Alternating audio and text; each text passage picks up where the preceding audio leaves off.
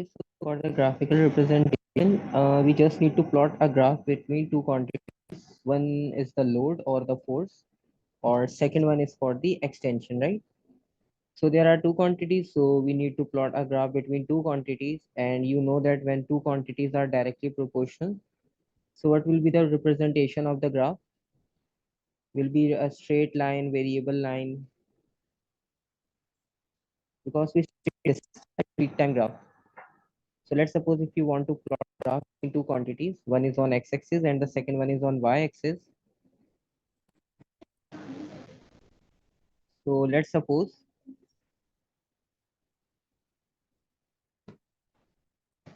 if we are having axis and there are two quantities on x-axis, let's suppose we consider load or force or load, and on y-axis we are having a value of extension. Let's suppose in load is in Newton.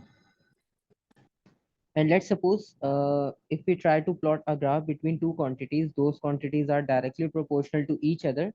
So what will be the representation of the graph? Is it a straight line, variable line, or horizontal line? Wait, can you repeat it? If two quantities are directly proportional, right? Just like Oh, the velocity graph oh, in like that, like that. yes. So it will be a straight line because whenever two quantities will be directly proportional, so when or mark for directly proportional, so your graph straight from origin, we are starting from zero. So exactly this will be the correct representation. It will move from the center time when we reach our proportionality or limit of proportionality. Let's suppose this is the point where spring reaches its limit of proportionality. So then it will be like a curved graph, right? Like this. You that after the line there will be a change in the graph, and that change shows the limit of the body is of proportionality. There are some specific point that the point where spring reaches its limit. So what is that point called, or from the graph? Sir, I have a question. Yes. So when it's directly proportional, can the graph also be something like this or like this? Yes, in any direction, because we are not marking these right now. So we are just talking about the journal overview. So limit of Ah, okay. proportionality, or also as the term acceptable in terms, they mostly use limit of proportionality, right? So this point is the limit of proportionality, simple words, elastic limit.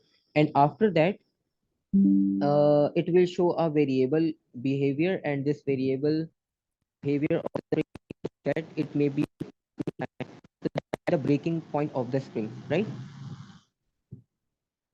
So that variable behavior of the graph shows you the breaking point where spring reaches its maximum elasticity limit, and then it will break after this specific point, right?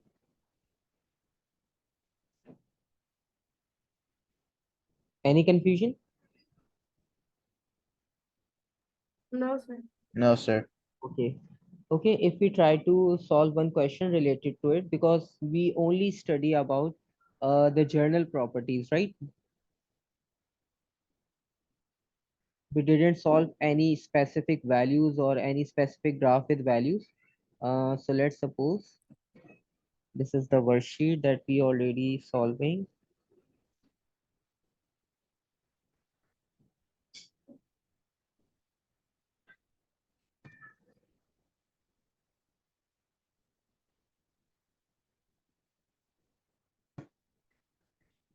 Okay, let's suppose if we consider question 4, because in this question we are having both spring and the graphical representation.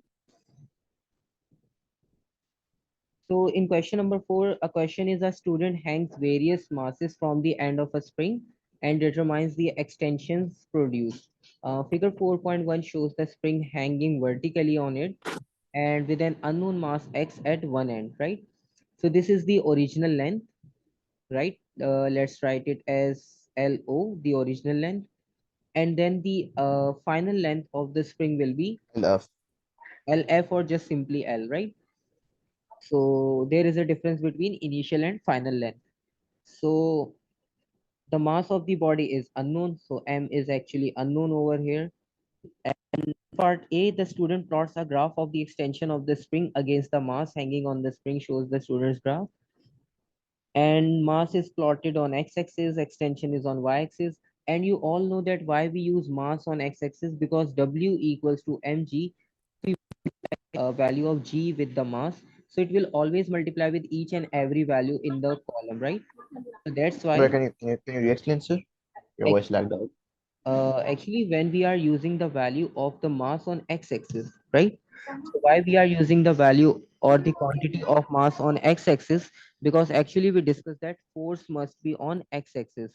So simply that if we are using, let's suppose, a value of 100, value of 20, 200, 300, Ah, then you find the force using it. Okay, okay, I understand. if you find the first one, so that will be same for the other values, right? Because we just simply multiply 10 with the value of mass. So that's why J just mentioned the value of mass. Right. You may leave the class if you have another class. If somebody has some other class, so they may join the other class. I will send the recorded lecture. Okay. Um, Sir, the diagram you drew by yourself while explanation, Hmm. you went like horizontal after the limit of proportionality. Yes, I will explain you that what is the difference. Actually, if you study about the actual position or the actual representation of the graph, so basically there are two different concepts. Because in some graph you find the graph like this. Yeah, we can flip it. I know, like you can change the No, no, we are not position. changing the axis. We are not changing the axis. Actually, the difference is something, or the concept is something different. And the difference between the concept is that, let's suppose, if we talk about the two graphs, the first one is the red and the second one is the black. So these are two representation with same axis, right? Let's suppose if we are taking weight on Yeah. x-axis and extension on y-axis, so there will be two possibilities, right? So what are those two possibilities? So Oh, actually, it depends on the type of the spring. no, no, no. Actually, the difference is, let's suppose if we consider the number two. So in number two, the graph is actually increasing in the direction of extension, right? Yes. So actually, Yeah.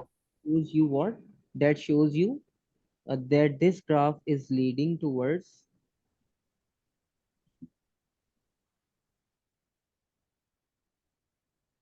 elastic limit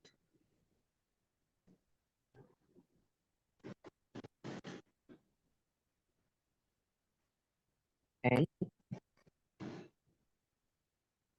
formation. That means the is increased in a very short interval, so that will deform the spring or that will exceed the value of elasticity. So when you got a graph like this, so the sense of or the main theme of the graph will be like this. Okay. And let's suppose if we consider this red one, the first graph. So in first graph, the theme of this graph is something different. This shows you that the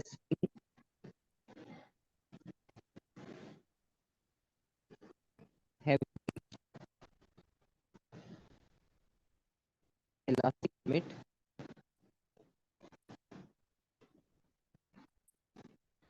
But its Yeah. mass is increasing and its extension is barely increasing. Actually, I use the second graph because that will be more easy to understand for you, right? Because in the second graph that is given in the diagram, so that is a little bit confusing, because you know that if we increase the weight, so the value is increasing on the x-axis, but the concept is that if the extension is not increasing, so why we are just increasing the weight only, right? Because extension is remains constant. So actually there are two concepts, both are acceptable, right? But the thing is you need to know about that what is the interpretation of the graph behind the first and the second graph, right? Okay. So there is no confusion in both of the deformation or both formation of the graphs, because you will find both types of graph, right? Even in the books also you will find both orientation of the graph. So the first one that we use to draw in our diagram, so that is easy for you to understand that force is increasing still now, but extension is now limited. But you know Yeah, that if practically we perform that, so your extension, let's suppose will if, increase a little, yes, because if you but take, like a very small amount. yes. So if we take a thick rubber band and when you try to stretch, so the thickness of rubber band will decrease, and that will be used in the increase of the length, right? So Yeah. that is the concept of the second graph, which is given in the question. Okay, now clear? So the first one basically the Uh, extension. So how does it work properly? So using the rubber band example, how would it work here for one and two? Actually, if we are using a rubber band, right? So a rubber band actually, let's suppose if rubber band reaches its elastic limit, right? And the thickness of It'll just break. uniform, right? And when you try to apply little force, so the thickness of rubber band now decrease and it will become very thin like here, okay, before the breaking point. So actually that specific part shows you these two variations in the graph. So actually that is the So only, which one is which? Which one is which? actually if we consider that your extension is still increasing, so that is the second graph, right? Ah, okay. But if we just consider graph till the elastic limit, right? Let's suppose if we our main concern is only till the elastic limit, right? Then afterward we are not going to perform the experiment, or we are not going to write the values, because according to the law we are only performing the experiment till elastic limit, right? We are just finding the Yeah. elastic. After that, we are not interested to find out the value. So then you will use the first graph. You just increase in the horizontal way, right? So Ah. So if we go beyond the what Islamic elastic limit, it will be two. But then if we're doing it till the elastic limit, it will be one. yes, if you want to study after Okay. elastic limit, so use graph number two. That's why they use graph Okay. number. Okay. So now the main question is at point P on the graph, if line begins to curve, state the name of point P. So the same question that we discussed. What is the Uh, point P? might be what's it called? Elastic limit? No, limit of elasticity. Or Elastic limit. yes, or limit of proportionality. Try to write limit of, Yeah, proportionality. Sorry. because this is more specifically mentioned in your marking scheme. Proportionality. So this is your answer. Part is using figure 4.1 and 4.2 determine the mass x. So you need to find out the mass x. You may use both figures, the graphical representation and the actual diagram. So in graphical representation we are having a values of mass. Okay, now let's try to relate with the given diagram in the question. So your extension, your length is 30 centimeter, right? So what will be your extension? Because we need to find out the extension, so extension will be equal to, 20 centimeters. yes, so it will be equal to 20. Means that to find out the mass, we need to mark 20 centimeter on y-axis, like this. Let's suppose 20 centimeter is over here. We need to intersect this point with line on the graph, like this, and that will give you the value of mass from the graph, right? So this Yeah. is the value of mass, and this will be equal to 210, 20, 30, 40, 50. 250 Yeah. gram is your actual mass, right? So that is all very simple. So 250 gram is your actual mass. So your length, extension equals to uh, 20 centimeter, half the of x and y axis. So your value of x axis is 20 and y axis is 250. Okay. Calculate the weight. That is very simple. W equals to mg now. So That is a, it's like 2,500 newtons. Should Do so be. not make it kg because G is equal to newtons per kg. So, but the value is in grams. Yes, value is in grams, so you need to write So in. that's 0.25 kgs times 2.5 newtons, right? You may just simply divide 1000 over Yes. here, so that will automatically convert the value. This, okay. Yeah, 2.5 Yeah, Newton. 2.5. 2.5 Newton.